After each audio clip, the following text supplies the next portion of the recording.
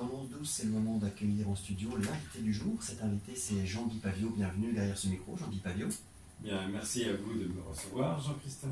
Alors, vous êtes le président responsable Oui. des Enfants du Maroc à Saint-Malo. Oui, à Saint-Malo, oui, absolument. Et donc, vous organisez à Saint-Malo ce dimanche, on va préciser les modalités dans quelques instants, une braderie. Mais avant, j'aimerais qu'on rappelle pour nos auditrices et auditeurs, il y a peut-être des estivants qui vous écoutent aujourd'hui. La vocation des Enfants du Maroc, c'est quoi? Alors, venir en aide aux populations déshéritées, en grande difficulté. Et actuellement, nous sommes focalisés sur l'aide à une association qui prend en charge les mères célibataires marocaines et depuis 3 ans, les mères célibataires subsahariennes. Donc c'est un gros effort qui est fait par cette association, sans distinction d'ailleurs entre les Marocaines et les migrantes subsahariennes. Elles reçoivent les mêmes prestations, les mêmes aides. Donc nous sommes très fiers d'aider cette association. Alors c'est vrai qu'à l'année, vous êtes un certain nombre de personnes qui vous activez sur Saint-Malo pour pouvoir effectivement faire vivre en fait Enfants du Maroc et pouvoir envoyer du matériel là-bas, vous défendre. Alors le matériel, moins depuis quelque temps, le Covid est passé par là, et puis nous préférons envoyer de l'argent pour l'organisation et le fonctionnement de cette association à Tanger. Voilà, donc c'est le fruit de cette prochaine braderie, justement, pour envoyer à 100% Maroc. Alors effectivement, je le disais, c'est à Saint-Malo ce dimanche, au 8 chemin des Amoureux. C'est près du boulevard Gambetta de 10h à 18h, l'entrée est libre. Et on va y trouver, au cœur de cette braderie, de nombreux articles. Vous nous dites de tout ce qu'on trouve dans une maison, en fait. Hein, c'est ça? Oui, parce que, en fait, nous mettons à la vente tous les dons que nous font les particuliers, voire des entreprises. Mais les particuliers, effectivement, il nous arrive de déménager des maisons entières. Et donc, ça veut dire des meubles? Des meubles, du petit mobilier, des merceries, oui, en très grand nombre cette fois-ci. Et puis, comment dire, vaisselle, décoration, outils. Messieurs, il y a des outils électroménagers. Électroménagers, et puis vêtements, chaussures. J'ai du mal à faire la liste. Des disques, oui, absolument. Des livres. Ouais, oui. Bon, alors pour organiser cette braderie, il vous faut du monde, et sur place, il y aura des bénévoles? Environ plus de 30 bénévoles. C'est important, c'est un effort important que font les bénévoles au cœur du mois d'août. Hein, voilà, mais nous arrivons à mobiliser parce que les bénévoles ont la niaque.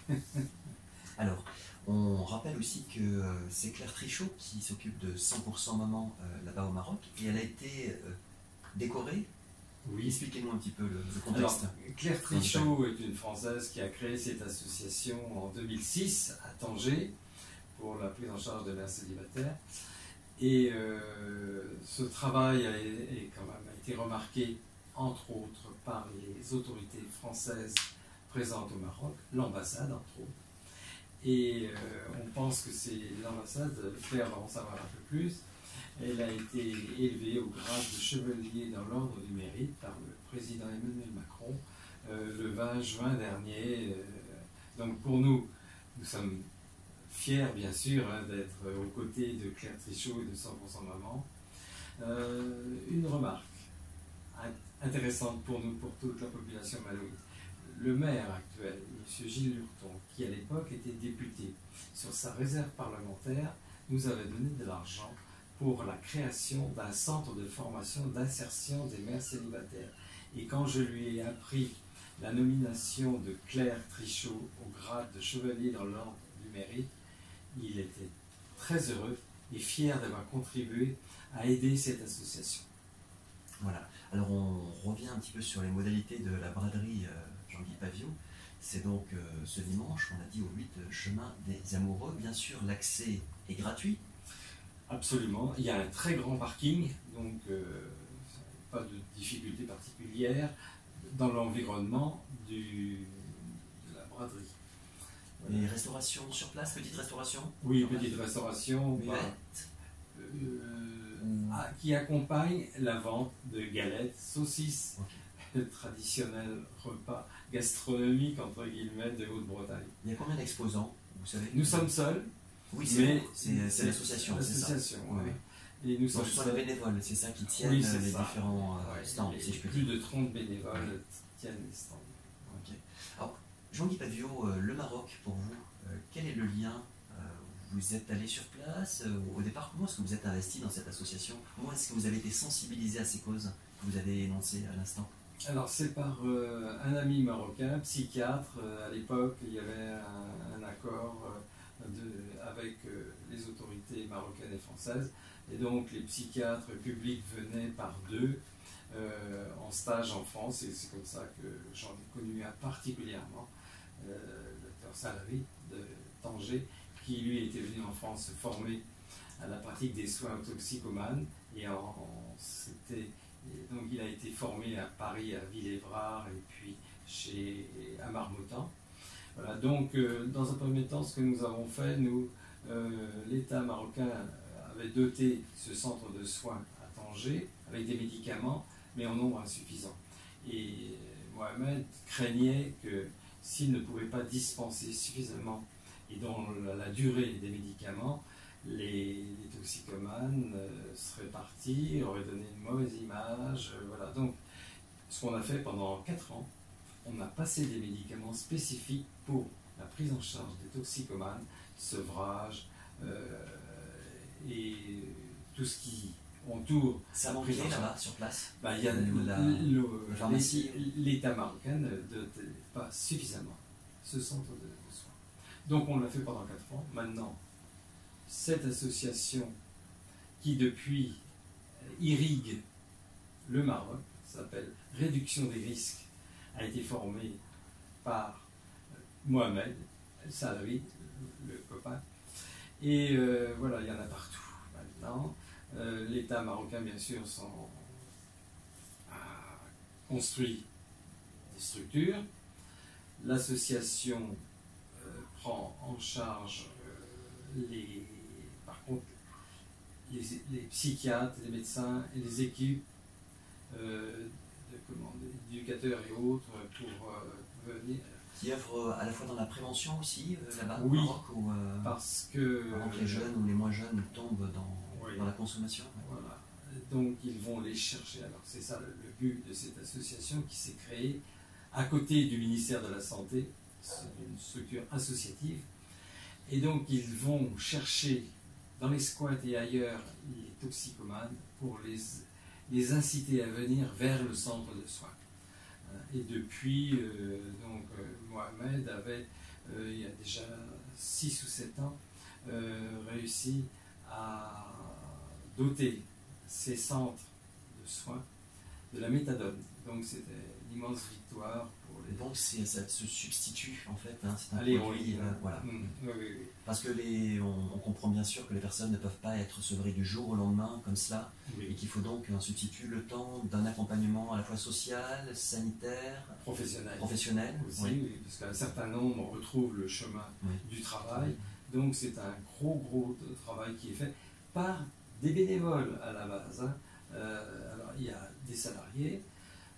Il bénéficie entre autres du financement de l'ONU-SIDA par l'intermédiaire de l'Organisation mondiale de la santé. Voilà. Un petit peu, c'est de là que nous sommes partis. On a été amené à connaître 100% Maman en 2010 et depuis nous sommes fidèles à 100% Maman et nous les aidons du mieux que nous pouvons chaque année. Et elles font de la radio. Elles font de la radio, oui, mais alors c'est de la radio web, un peu comme vous. Hein. Au début, moi je me demandais qu'est-ce qu'elles veulent faire. Elles veulent faire Europe 1, RTL ou non. Et les sujets qu'elles abordent dans les alors c'est les sujets de société, de façon. Alors elles émettent. Et donc au Maroc, en Algérie, en Tunisie, en partie de la Libye et puis la Mauritanie. Donc c'est pour comment faire entendre, entre guillemets, aux populations que les mères célibataires sont en grande souffrance et qu'il ne faut pas les laisser dans cet isolement et qu'il faut changer, entre autres, au Maroc, le code électoral, le code pénal, pardon, l'article 490 qui condamne toute relation sexuelle hors mariage.